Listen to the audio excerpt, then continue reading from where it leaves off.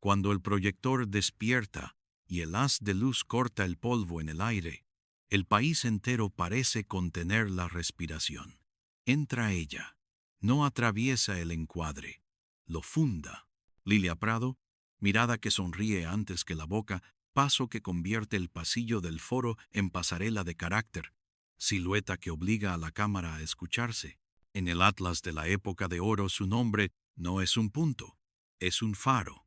Ahí donde la comedia dejó de ser mero juguete y el deseo se volvió gramática, donde la modernidad ensayó una voz femenina que podía reír, mandar, dudar y ganar en el mismo gesto. A su alrededor, el rumor del Star System, el silbido de la censura, el zumbido de la prensa que acaricia y muerde. Dentro, una actriz que aprendió a dosificar el encanto como quien afila una herramienta de trabajo. No fue casualidad, fue método, hambre de plano perfecto, disciplina de reloj, oído para la música secreta del diálogo. En este relato conocerás 25 escenas de su vida y de su carrera. El origen que la empujó desde provincia, con maleta breve y ambición larga. Las primeras figuraciones donde una mirada sosteniendo el fondo anunciaba ya a la protagonista. La risa con filo que la consagró en carteleras de domingo, el encuentro con directores que la leyeron como brújula de modernidad. Los premios que pesaron menos que un close-up verdadero. Las amistades que parecían eternas, hasta que la fama pidió su diezmo. Las noches en que una advertencia susurrada cambió el sentido de una decisión. Habrá biografía, sí, pero también atmósfera. Camerinos que huelen a laca y nervios. Tacones que marcan el compás de una escena. Recortes de prensa que celebran al amanecer y dudan al anochecer. Contratos con márgenes donde alguien anotó un nombre que conviene no olvidar. No venimos a venerar ni a demoler. Venimos a mirar con lupa, a reconstruir cómo se fabrica una estrella sin vender el alma, qué se paga por sostener el brillo sin bajar la mirada, por qué ciertos silencios cuentan más que una entrevista entera.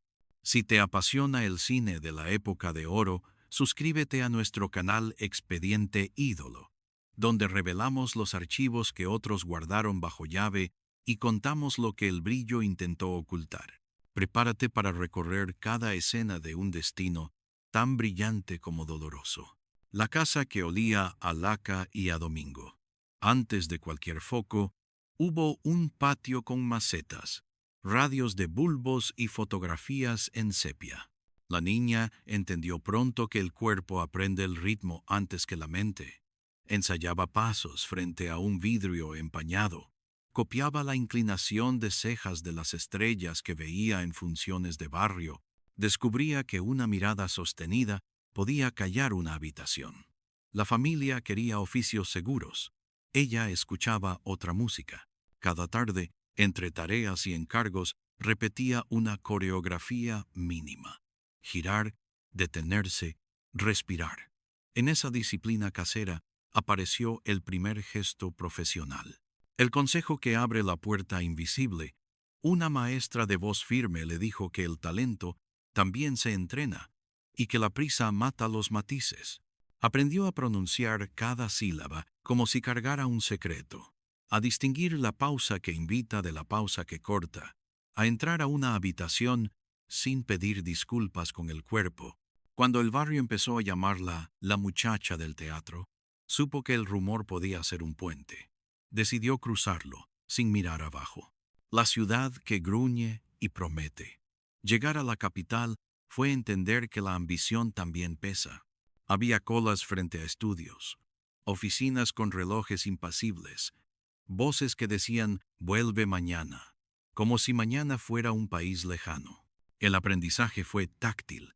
Zapatos gastados, libretas con nombres y teléfonos, mapas con rutas de camiones que llevaban a foros anónimos.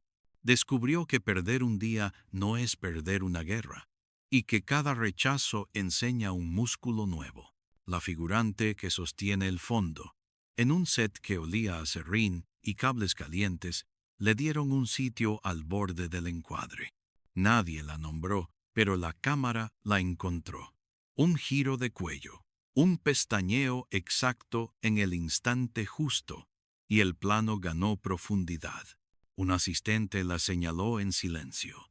El director pidió repetir cómo lo hizo la chica del vestido claro. No había crédito, pero sí una certeza. Podía dialogar con el lente sin pronunciar palabra.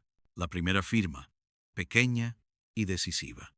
El contrato era modesto, la letra, apretada, exigía horas y paciencia. Lo leyó como quien lee su propio futuro. En la pausa del almuerzo, un actor veterano le susurró el catecismo del oficio.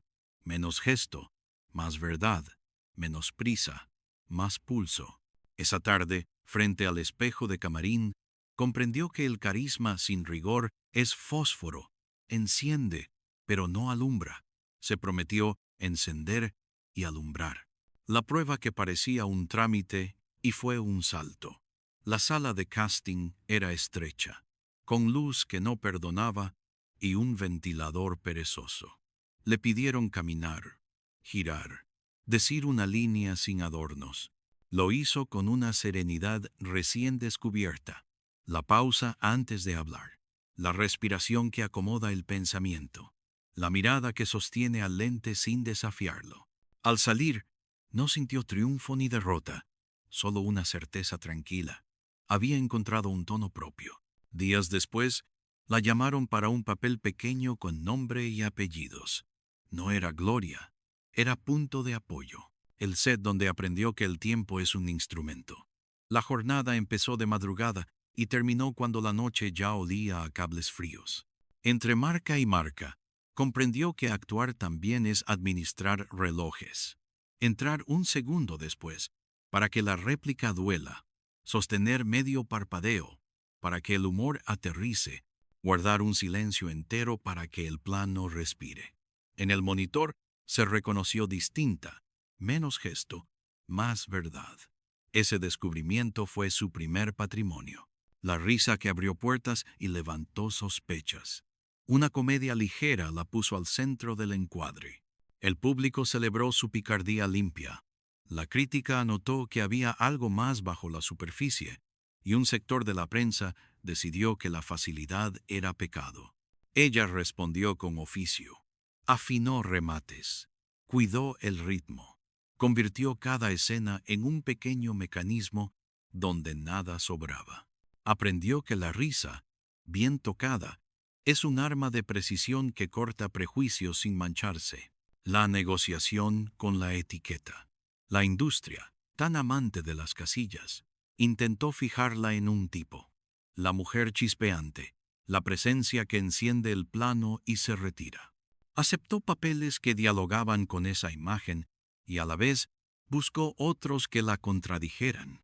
Dijo sí cuando veía una ruta de crecimiento y no cuando intuía repetición. A veces el no costaba trabajo perdido y titulares fríos. A largo plazo, le compró respeto frente a quienes deciden con un apretón de manos y una sonrisa hermética. El ensayo que rompió un límite personal. En una lectura nocturna, un director le pidió despojar la escena de coquetería. Solo camina y mira, dijo. Ella obedeció y sintió vértigo. Sin adornos, quedaba la sustancia. El plano resultante tenía una extraña electricidad, como si la cámara se acercara por voluntad propia. Al terminar, supo que había cruzado un umbral. Podía sostener la pantalla con economía y con silencio. Ese día se prometió no volver atrás. El esplendor que parecía infinito. El estreno ocurrió un domingo de lluvia y filas largas. Al encenderse la pantalla, su entrada fue un pequeño terremoto medido. La sala rió donde debía y cayó donde ella pedía silencio. Esa noche entendió que el carisma deja huella, pero el control del tiempo la vuelve indeleble. La llamaron Revelación y Peligro Dulce. Al día siguiente, productores y fotógrafos querían esa misma luz embotellada. Ella no perseguía el brillo, lo afinaba. Aprendió a llegar al set con las decisiones tomadas, y la escucha abierta, como quien trae un mapa, pero acepta desviarse si la escena lo exige. La alianza con la mirada extranjera. Un director español, quirófano en el encuadre y bisturí en la ironía, la invitó a historias donde el deseo y la sátira caminaban del brazo. En esos rodajes se volvió exactitud, menos coyuntura, más pulso, menos adorno, más verdad. Su cuerpo dejó de posar para empezar a decir. Su risa ya no era coyuntura simpática, sino una llave que abría subtextos. Descubrió que la cámara, cuando confía, se acerca sola. Y aceptó el riesgo. Sostener planos largos, sin refugiarse en el gesto aprendido. Abrazar silencios que pesaban como confesiones. En la penumbra del foro, mientras alguien movía reflectores, comprendió que había llegado a su frecuencia. El país al espejo y la mujer faro.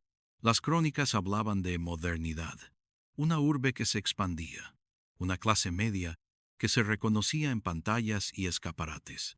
En esa fotografía colectiva, su figura encarnó una pregunta: ¿cómo ser libre sin pedir perdón? La moda tomó sus peinados, la publicidad buscó su perfil, la calle ensayó su manera de caminar. Detrás del emblema, oficio, levantarse de madrugada, estudiar métricas del guión, cuidar la salud como si fuera parte del contrato. Fue entonces cuando notó la grieta. El mismo sistema que la celebraba le exigía doblarse para caber. Decidió no encogerse. Eligió proyectos que le permitieran crecer sin travestirse de tópico. El precio de la vitrina. Llegaron distinciones y portadas solemnes, pero también entrevistas con preguntas idénticas, fotografías que pedían un poco más, y cronistas ansiosos por reducirla a un gesto. Aprendió a administrar su misterio, dar lo justo, proteger el resto.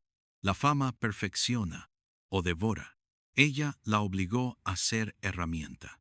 Un día dijo no a una propuesta que la habría repetido. Perdió trabajo inmediato. Ganó autoridad a largo plazo. Comprendió que el prestigio no es un espejo limpio, sino un cristal que hay que pulir a diario para ver la propia silueta sin distorsión. La noche en que el aplauso fue rumor de marea. Un estreno de gala cerró con ovación que parecía no terminar. Al retirar el maquillaje, frente al espejo, sintió una mezcla de gratitud y cautela. Sabía que la cima es también un balcón sin barandal. Sonrió, guardó los aretes en una cajita de utilería y se prometió dos cosas: no negociar la honestidad del gesto y no permitir que la euforia decidiera por ella. Afuera, los fotógrafos pedían una más. Adentro, el corazón marcaba un compás nuevo, más lento, más hondo. La cumbre no era un destino, era un ensayo de carácter. La grieta que se abrió sin ruido. El primer aviso no fue un titular, fue una ausencia, una llamada que debía llegar y no llegó, un apretón de manos que de pronto se volvió aire. En la oficina alfombrada donde se cierran tratos, alguien propuso un cambio de rumbo, que en realidad era un retroceso elegante. Ella escuchó, midió la temperatura del silencio y dijo que no. El precio fue inmediato. Un proyecto se esfumó como si nunca hubiera existido. Los rumores empezaron a doblar esquinas y la prensa practicó ese deporte antiguo de confundir pregunta con sentencia.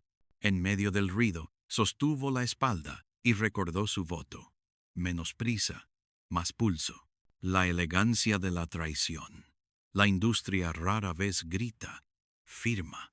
Un papel con cláusulas ambiguas intentó inmovilizarla en el personaje que más rentable resultaba. En el camerino, mientras caía el polvo de la laca, lo leyó hasta la última línea y encontró la trampa amable. Rechazarlo significaba perder comodidad. Aceptarlo, perderse a sí misma. Eligió la intemperie. Un colega de mirada cálida le dijo: «Esto pasará». No pasó de inmediato, pero la soledad de esa semana afiló su criterio como ningún premio. Aprendió a reconocer la sonrisa que es llave y la sonrisa que es candado. El escándalo que no hizo y tuvo que explicar. Bastó una fotografía fuera de contexto para que ciertos columnistas dibujaran una historia ajena. No había delito ni misterio, solo la vehemencia de vender papel.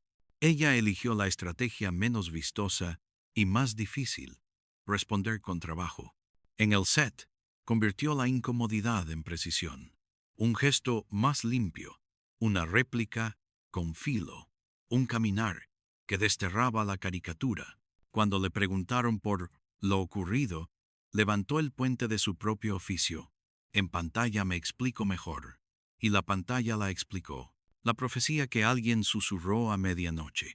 Fue en un pasillo largo, con luz verdosa, después de una función que había terminado en ovación. Un técnico veterano, sincero y fatalista, le soltó una frase que quedó flotando. Cuida tu nombre. Hay quienes lo escribirán por ti si te descuidas. La llevó como amuleto. Desde entonces, revisó contratos con paciencia monástica, escuchó consejos sin hipotecar criterio y guardó un rincón inviolable para la duda buena, esa que protege del autoengaño. Entendió que a veces el mayor acto de valentía consiste en retirarse a tiempo de lo que brilla mal. El golpe en la vida que no salía en el cartel. Llegó una pérdida íntima, discreta, sin fotógrafos. Cambió el tono de su risa y afinó su ternura ante la cámara. En un rodaje, un director le dijo que había algo nuevo en su mirada, una profundidad que volvía peligrosos incluso los silencios. Tal vez el dolor no se cura, se administra. Ella lo convirtió en herramienta. Dejó de competir con su leyenda y empezó a conversarla. El mito se volvió abrigo y no mordaza. Y el público, sin saber por qué, sintió que la mujer al centro del plano ahora respiraba más hondo. Los días que se hicieron más lentos y más hondos. La agenda, alguna vez feroz, empezó a espaciarse como una respiración que encuentra otro ritmo. No hubo retirada teatral. Hubo una reacomodación íntima, menos estrenos, más lecturas, menos alfombras, más conversaciones largas con amigos que sobrevivieron a los focos. En casa, entre fotografías enmarcadas y recortes que olían a pasado reciente, la actriz miró su carrera como quien repasa un mapa de cicatrices que también son medallas. Descubrió un placer nuevo en el silencio después del aplauso, en la posibilidad de elegir la soledad como descanso y no como condena. El adiós a los pasillos, no al oficio. En visitas contadas a los foros, saludó a técnicos de siempre que todavía recordaban su puntualidad de reloj y su manía de repetir una marca hasta que el plano respirara. A la distancia, aconsejó a una actriz joven con una frase que era todo su método. La cámara perdona poco y paga bien la verdad. No hablaba de fama, hablaba de ética, sostener el gesto honesto, incluso cuando el entorno pida brillo sin pulso. Esos encuentros dejaron la sensación de un relevo silencioso, sin ceremonia, con la naturalidad de lo que pertenece al mismo río. La despedida que reunió a desconocidos. Cuando llegó el momento de partir, no hubo escándalo. Hubo rumor de marea. Voces que se pasaban la noticia de oído en oído, salas que improvisaron homenajes, periódicos que desempolvaron críticas antiguas y les encontraron una lucidez nueva. Colegas de distintas generaciones contaron pequeñas anécdotas de precisión y de ternura. El público se apropió de escenas que parecían privadas. En las filas de un cine, alguien dijo que su risa había salvado tardes malas. En un foro, un eléctrico juró que nunca vio a nadie cuidar tanto una luz. Era duelo y era inventario afectivo. El velorio de las películas. En ciclos retrospectivos, sus títulos volvieron a proyectarse como si la pantalla reparara un hilo que no debía cortarse. La mirada contemporánea encontró en aquellas comedias una inteligencia que había estado siempre. En esos melodramas, un filo que la nostalgia a veces dulcifica. Surgieron lecturas nuevas sobre su figura pública. Lo que pareció atrevimiento fue, en realidad, una alfabetización del deseo con decoro. Lo que se leyó como coquetería fue un dispositivo de poder blando en coloquios y charlas. Su nombre funcionó como contraseña para hablar de mujeres que no pidieron permiso a la mirada ajena. La herencia que sigue trabajando. Su legado no es una estatua, es una técnica. En escuelas se repiten sus mantras de economía expresiva. En sets se invoca su paciencia con la luz. En entrevistas jóvenes se citan sus respuestas esquivas que protegían lo esencial. Queda una manera de entrar al plano sin pedirlo y de salir dejando una vibración que continúa cuando el corte ya ocurrió. Queda sobre todo una pregunta que nos hace mejores espectadores. ¿Cuánta verdad le exigimos a la risa y cuánta valentía le pedimos a un close-up? En los créditos invisibles del cine mexicano, su nombre sigue siendo esa chispa que enciende y alumbra. Mirar a Lilia Prado hoy es volver a aprender el alfabeto de una época que quiso ser moderna sin olvidar sus sombras. Su figura articula una gramática rara, la risa con pensamiento, el deseo con pudor, la elegancia con filo. Lo que en su momento se leyó como travesura de pantalla, el tiempo lo traduce como estrategia de libertad. Ocupar el centro del plano sin pedir permiso y a la vez cuidarlo como si fuera un santuario. En su tránsito, queda la bitácora de una profesional que entendió que el carisma es apenas la puerta y que detrás hay una casa hecha de técnica, paciencia y coraje. También queda el precio. Amistades que se evaporan, promesas escritas en tinta amable, entrevistas donde la pregunta busca herida, pero la balanza no engaña. Del lado del haber reposan escenas que aún respiran, planos que todavía enseñan. Un método que sigue funcionando como mapa para quien entra a la industria con más dudas que certezas. Si su leyenda persiste, no es por nostalgia, es por utilidad. A los espectadores nos dejó una exigencia: pedir verdad incluso a la comedia, no contentarnos con el brillo si la mirada no piensa. A los oficios del set les dejó pequeñas herejías: llegar temprano, ensayar lo justo, pulir la luz como si fuera una ética, decir no cuando el sí traiciona el propio gesto. A las actrices jóvenes, una advertencia luminosa: nadie debe escribir tu nombre por ti. Y al cine mexicano, una forma de estar frente al mundo, con picardía que no distrae, con elegancia que no adormece, con una modernidad doméstica y feroz a la vez. Quizá por eso sus películas vuelven y no envejecen, porque alojan un aprendizaje que no caduca. No se trata de imitar peinados o vestidos, sino de recordar la respiración exacta de un plano, que se sostiene sin alzar la voz.